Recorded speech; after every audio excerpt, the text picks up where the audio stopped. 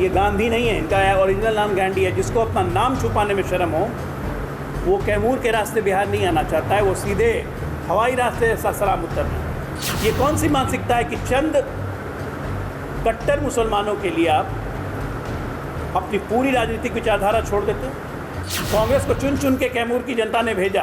3 विधानसभा यहीं पर है, सासाराम लोकसभा की, और उसके बावजूद कैमूर आने के सुध नहीं। एक काम कैमूर में आज तक नहीं किया इन लोगों ने। मशरूम की खेती हम लोग खाने के लिए उगते हैं, लेकिन ये चुनावी फफूंदी हर चुनाव में उगते हैं। पिछले चुनाव में प्लूरल्स आई थी, आजकल देख रहे हैं इनको भी उगने दी।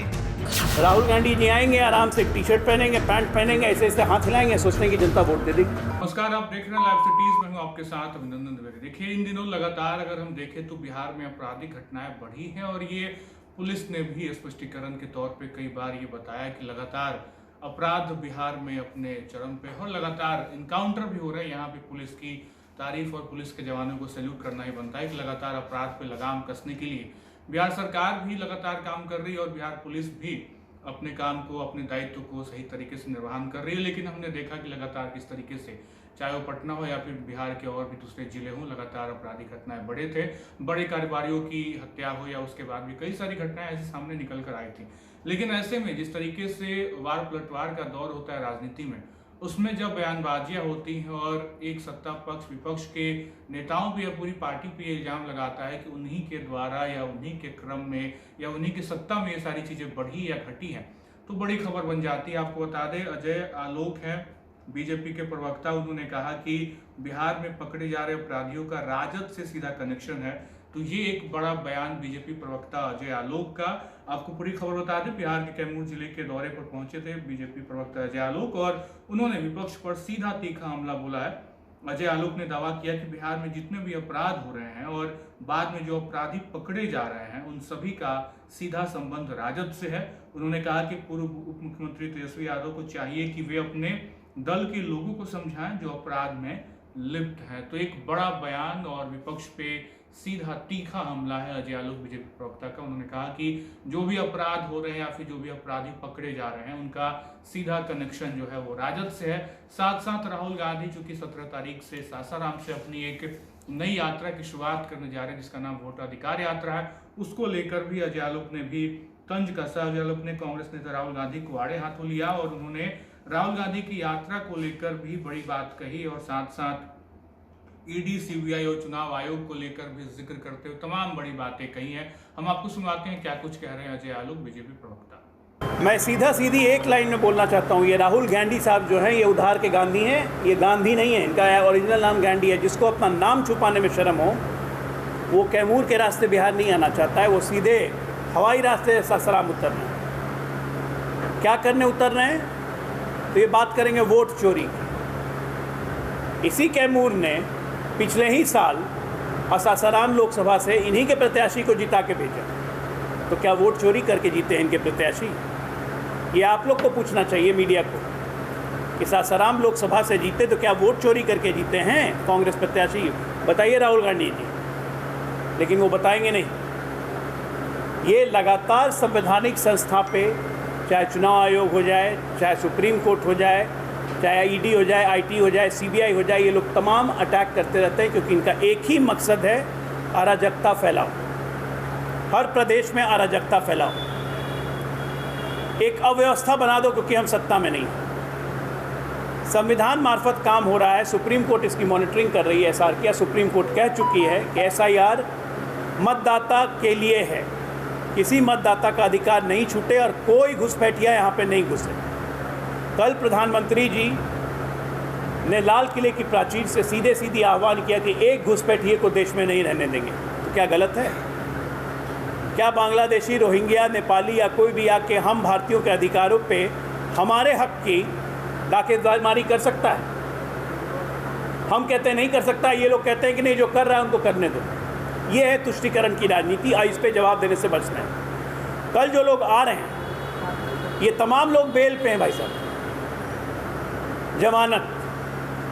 काहे का जमानत? ये नहीं कि कोई स्वतंत्रता संग्राम के आंदोलन में लाठी खाए थे इसलिए केस हो गया था। ये भ्रष्टाचार के मामले में जमानत पे। चाहे हमारे बिहार के राजा हों तेजस्वी जी, चाहे हमारे देश के सो कॉल्ड राजा हों राहुल गांधी जी, ये लोग भ्रष्टाचार के मामले में जेल पर। अपने भ्रष्टाचार पे आप पूछिए तो ये कुछ नहीं बोलेंगे। कहते हैं पॉलिटिकली मोटिवेटेड है, राजनीतिक से प्रेरित है। अरे चोरी आप ये तो राजनीति से प्रेरित कहाँ हो जाएगा? मॉल घोटाला आप करें, मिट्टी घोटाला बिहार में आप करें, लैंड फॉर जॉब आप करें, नौकरी के बदले ज़मीन आप लिखवाएं। अरे अपने सगे मौसेरे भाई लोग को, मंगरू यादव तक को नहीं छोड़ा।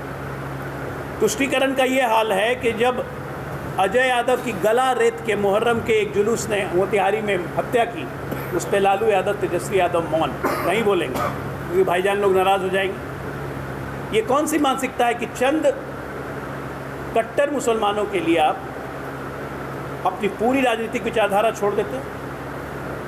आप चुनाव लगातार हार रहे हैं 5 से। कांग्रेस पार्टी लगातार 3 चुनाव हार रही है, तिहाई का आंकड़ा नहीं पहुंचा, उसके लिए चुनाव आयोग दोषी हो गया। आप चुनाव नहीं लड़ रहे, आप चुनाव आयोग से लड़ रहे हो कि आज पुण्यतिथि है और आज संयोग से जन्माष्टमी भी है, तो आप लोग को जन्माष्टमी की बधाई। अटल जी हमेशा कहा करते थे, हमेशा अटल जी कहा करते थे कि किसी बड़े घर का लड़का अगर बिगड़ जाए, बड़े घर का लड़का अगर बिगड़ जाए तो वो आने वाली कई नस्लों को तबाह कर देता है। तो हमारे दोनों बड़े घर के लड़के जो हैं अपनी अपनी पार्टी को तबाह करने के साथ साथ प्रदेश और देश को तबाह करने का पूर्ण रूप से जिम्मा ले चुके हैं। तो कैमूर के लोगों को तो पूछना चाहिए भाई कि जिस जगजीवन राम को हम लोग यहाँ से जिता के भेजते थे, उसको आपने प्रधानमंत्री नहीं बनने दिया, एक दलित को, इसी गांधी परिवार में। कांग्रेस को चुन चुन के कैमूर की जनता ने भेजा। 3 विधानसभा यहीं पर है, सासाराम लोकसभा की, और उसके बावजूद कैमूर आने के सुध नहीं। एक काम कैमूर में आज तक नहीं किया इन लोगों ने। आज हमारी सरकार है, कैमूर का पहला मेडिकल कॉलेज खुलने जा रहा है 422 करोड़ की लागत से चैनपुर। मुंडेश्वरी आपके सामने था, किसी को इस धाम को दुरुस्त करने की फिक्र नहीं हुई।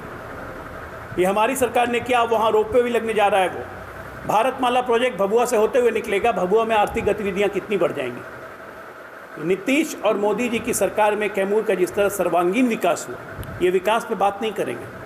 आज रोड कनेक्टिविटी में कैमूर बिहार का टॉप जिला होगा कि हर गांव में जाने के लिए पक्की सड़क। मुझे खुद याद है कि हम लोग अपने गांव में जाते थे 5 किलोमीटर पैदल चल के, खरीगांव में गाड़ी लगा के।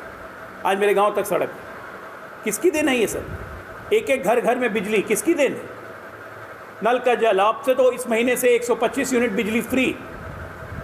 आप ये सोचिए कि हर गरीब परिवार को एक तरह से मुफ्त में पंखा बिजली चलाने का राइट मिल गया, लाइसेंस मिला। एसी वाले तो पैसा दे ही देंगे, क्या दिक्कत है? इनका कभी सोच ही नहीं रहा है कि आम जनता के बीच में जाके उनका क्या दुख दर्द है ये देखें। राहुल गांधी जी आएंगे, आराम से टी शर्ट पहनेंगे, पैंट पहनेंगे, ऐसे ऐसे हाथ हिलाएंगे, सोचते हैं कि जनता वोट दे देगी। अराजकता फैलाएंगे चारों तरफ से मिला के, इधर से उधर हंगामा मचाएंगे यहाँ पे। और अराजक पार्टी के राजकुमार साथ में हैं ही। तो आज आके, चूँकि ये बिहार का प्रवेश द्वार है, प्रवेश द्वार पे ये प्रेस कॉन्फ्रेंस करने का मतलब ही यही है कि कैमूर की जनता जाने कि कैसे कैसे फर्जी लोगों को आपने चुन के भेजा है। कौन? प्रशांत किशोर। कौन है? यही तो पूछना चाहते हैं। नहीं जानते हैं। लगातार वो आरोप। चुनाव आ रहे हैं ना नज़दीक में। फफूंदी देखा है ना, आजकल घर में भी उगाता है लोग। भभुआ तो नंबर 1 है उसमें। मशरूम की खेती हम लोग खाने के लिए उगते हैं, लेकिन ये चुनावी फफूंदी हर चुनाव में उगते हैं। पिछले चुनाव में प्लूरल्स आई थी, आजकल देख रहे हैं उनको, इनको भी उगने दीजिए। नाम नहीं सुनने। जो आरोप लगा रहे हैं, अरे आरोप राजनीति में नहीं लगाएगा तो कहाँ लगाएगा? लगाने दीजिए। आरोप के अगर सबूत है तो जाए न्यायालय में। किसी ने मना किया? हम तो आरोप लगाते हैं तो हम वेट नहीं करते हैं, हम न्यायालय चले जाते हैं, सबूत दे देते हैं और फिर न्यायालय इंक्वायरी करती है तो जेल जाना पड़ता है। क्या स्थिति रहेगा इस बार चुनाव में एनडीए की? 2025 एनडीए 225।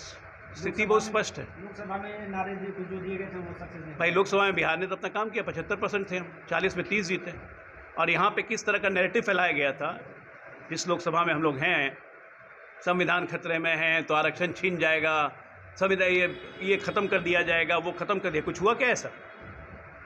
गरीबों की जितनी सोच नरेंद्र मोदी जी को है और नीतीश कुमार को है, अंतिम व्यक्ति तक हर चीज़ सरकारी कैसे पहुँचे, ये सोच आज तक किसी की नहीं हुई थी, नहीं तो ये हाल नहीं होता।